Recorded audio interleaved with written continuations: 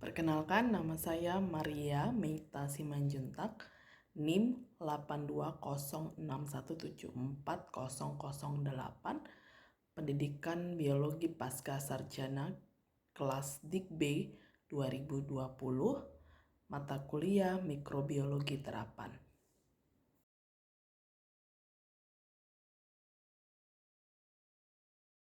Perkenalkan, nama saya Lediana Sinaga, NIM 8206174010, kelas B Pascasarjana Pendidikan Biologi, mata kuliah Mikrobiologi Terapan.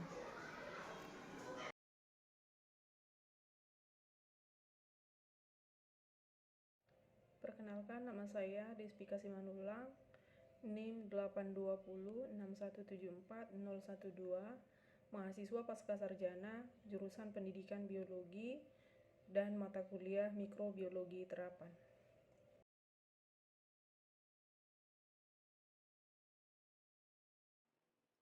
Jamur roti terdiri atas hifa dan sporangium. Ada 3 jenis hifa, yaitu yang menjalar di permukaan, yang menembus ke dalam yang berfungsi sebagai akar, dan yang menjulang ke atas yang membentuk sporangium. Sporangium adalah organ pembentuk spora yang kita sebut juga dengan kotak spora. Sporangium inilah yang memberi warna pada jamur. Jamur roti merupakan mikroorganisme. Yang tampak oleh mata kita adalah sporangium yang berwarna, sedangkan hifa sulit untuk kita lihat. Jamur roti dapat tumbuh dengan cepat pada suhu antara 15 derajat Celcius sampai 30 derajat Celcius. Karena itu sebaiknya tidak menyimpan roti di suhu ruang lebih dari 2 hari. Apabila ingin menyimpan, lebih baik disimpan di suhu dingin. Untuk dikonsumsi, roti bisa dihangatkan kembali. Ini roti yang sudah ditumbuhi jamur. Mari kita lihat dengan mikroskop.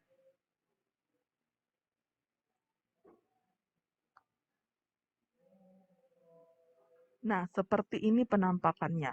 Kalau kita lihat dari atas, bentuknya seperti jaring-jaring yang saling berhimpitan.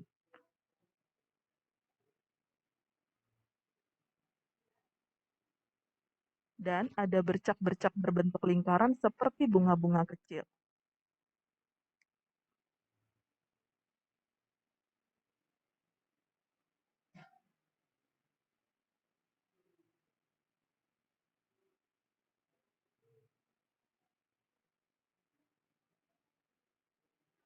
Kalau kita lihat dari samping,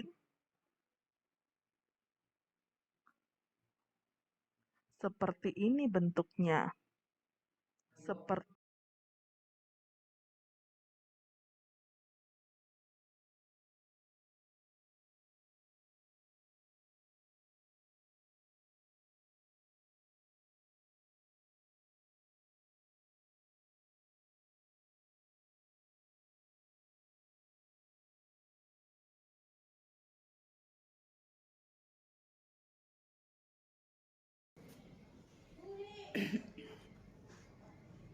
Pada video ini kami juga menyertakan sebuah jurnal pendukung, yaitu identifikasi jamur pada roti yang dijual di Kota Langsa berdasarkan lama penyimpanan oleh Lestari dan kawan-kawan tahun 2019.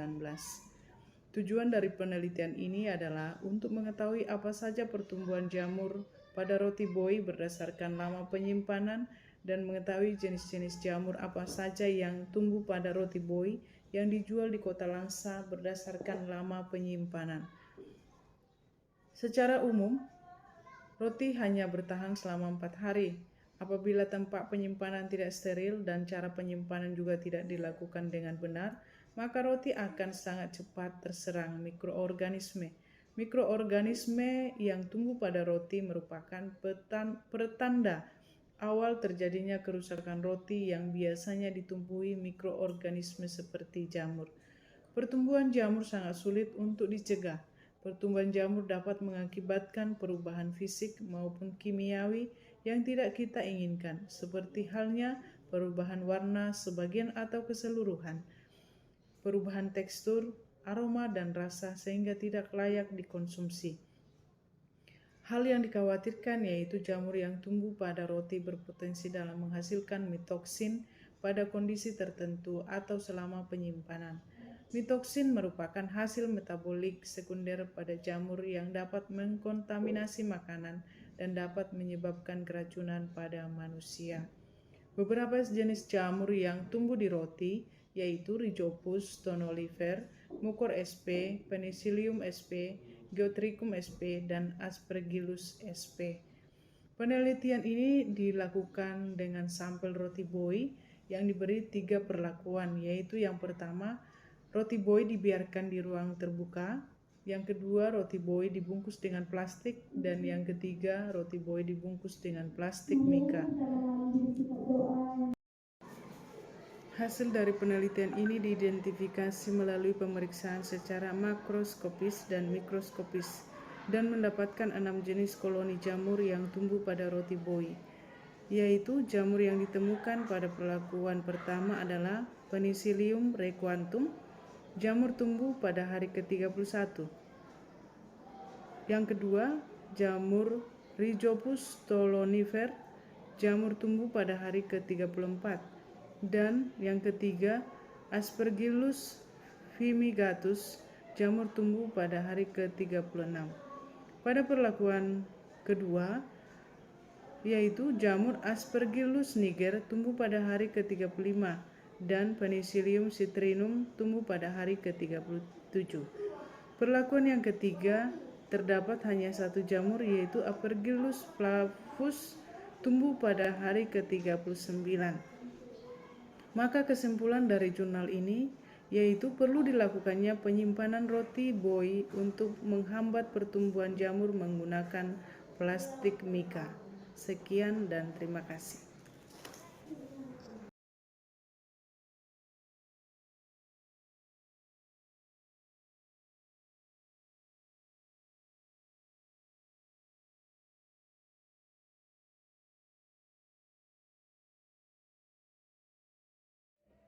Untuk melengkapi tugas kami juga menyertakan sebuah contoh produk makanan dengan bantuan ragi yang mengandung Saccharomyces cerevisiae, yaitu pembuatan tepung dari tepung singkong dan tepung kedelai yang kami ambil dari jurnal HPAI volume 25 nomor 2 Oktober tahun 2020.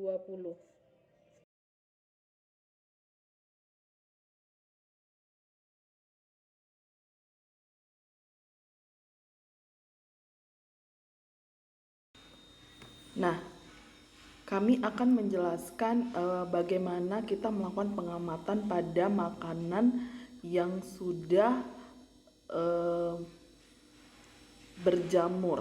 Contohnya pada roti dan juga nasi. Berdasarkan studi pustaka yang sudah dilakukan sebelumnya, pembusukan yang terjadi pada bahan makanan, apakah itu disebabkan oleh jamur atau bakteri, akan mengalami perubahan struktur pada bahan makanan tersebut, baik secara fisiologis maupun anatomisnya. Pengamatan yang dilakukan pada struktur kedua ini akan berbeda. Jika pengamatan hanya dilakukan pada struktur luarnya saja, pada struktur bagian luarnya, maka pengamatan tersebut dilakukan secara makroskopis. Apabila pengamatan dilakukan pada struktur bagian dalamnya, maka pengamatan itu dilakukan secara mikroskopis. Kami melakukan pengamatan secara makroskopis yang hanya dilakukan pengamatan pada bagian struktur luarnya. Nasi dan roti yang sering disimpan terlalu lama. Perkembangan mikroba pada kedua jenis makanan ini cepat karena kedua makanan ini mengandung pati dan glukosa yang cukup tinggi. Nah, kalau kita lihat ciri-ciri dari nasi yang mengalami pembusukan ini, warna, adanya juga kalau kita hirup begitu ada perubahan bau yang cukup menyengat Nah, ini sudah ditumbuhi jamur. Nah, juga adanya perubahan warna juga. Nah, berdasarkan studi pustaka juga, jenis jamur yang sering terdapat pada roti yang membusuk itu adalah jenis Aspergillus sp. Kami juga sudah menampilkan jurnal yang mendukung